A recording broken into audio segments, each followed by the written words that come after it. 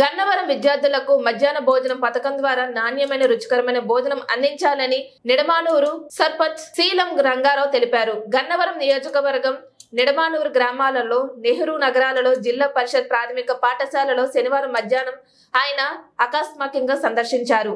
ఈ సందర్భంగా మధ్యాహ్నం భోజనం నిర్వహణ గురించి అడిగి తెలుసుకున్నారు.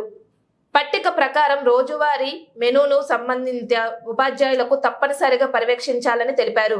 చిన్నారులకు అందించే భోజనం విషయంలో రాజీ పడేది లేదని స్పష్టం చేశారు. పట్టిక ప్రకారం రోజువారీ మెనూను సంబంధిత ఉపాధ్యాయులకు తప్పనిసరిగా పర్యవేక్షించాలని తెలిపారు.